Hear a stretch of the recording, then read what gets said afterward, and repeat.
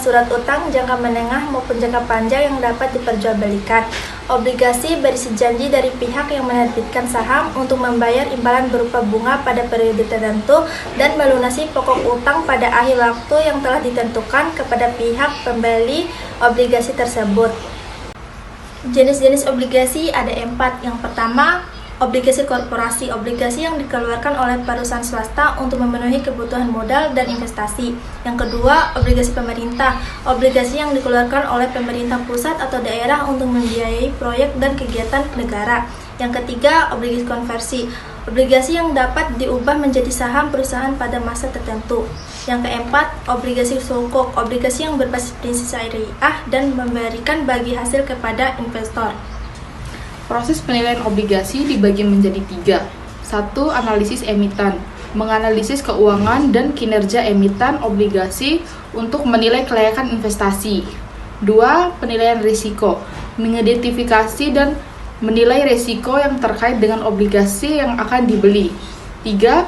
Perhitungan harga, menggunakan rumus tertentu untuk menghitung harga wajar obligasi sesuai dengan karakteristiknya.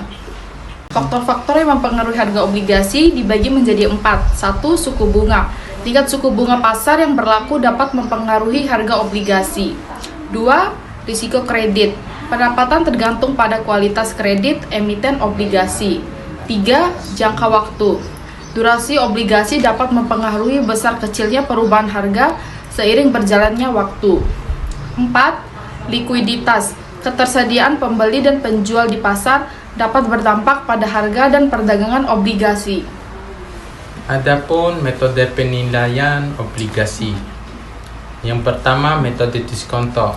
Dalam metode diskonto, nilai sekarang dari arus kas masa depan yang diharapkan dari obligasi dihitung dengan menggunakan tingkat diskonto yang sesuai.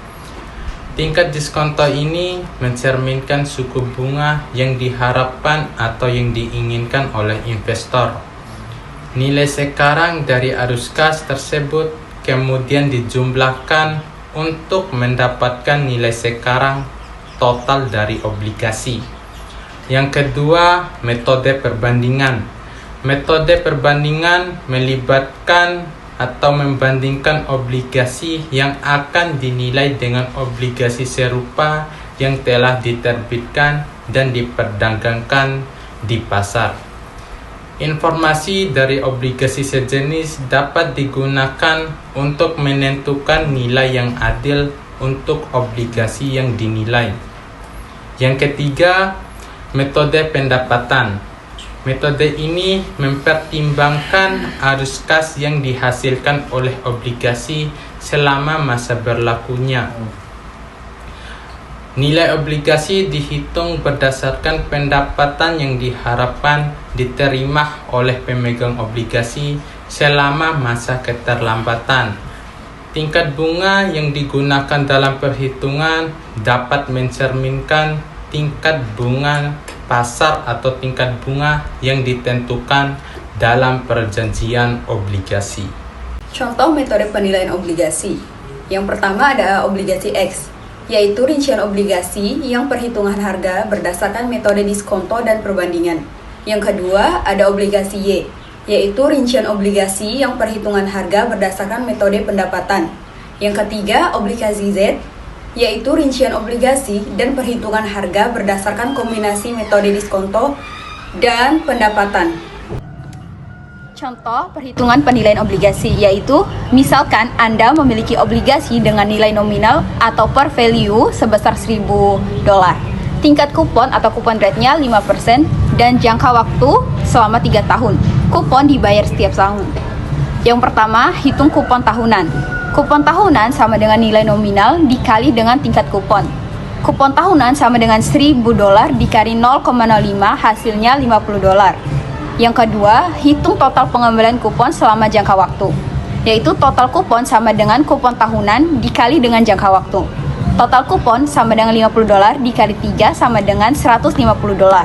Yang ketiga, hitung nilai kini atau present value dari nilai nominal. Nilai kini sama dengan nilai nominal dibagi 1 plus yield to maturity dipangkatkan dengan jangka waktu. Jika kita asumsikan tingkat imbal hasil yield to maturity sebesar 4%, maka nilai kininya sama dengan $1.000 ditambah 1 plus 0,04 dipangkatkan 3. Yang keempat, hitung harga obligasi. Harga obligasi sama dengan nilai kini plus total kupon. Harga obligasi sama dengan nilai kini plus $150. Ini memberikan nilai harga obligasi yang menggambarkan nilai sekarang dari arus kas masa depan yang diharapkan dari obligasi tersebut.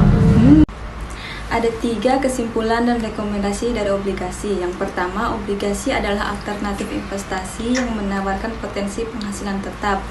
Yang kedua, pemahaman tentang penilaian obligasi dapat membantu investor membuat keputusan yang lebih baik. Yang terakhir, pastikan melakukan riset dan menggunakan metode penilaian yang sesuai sebelum berinvestasi dalam obligasi.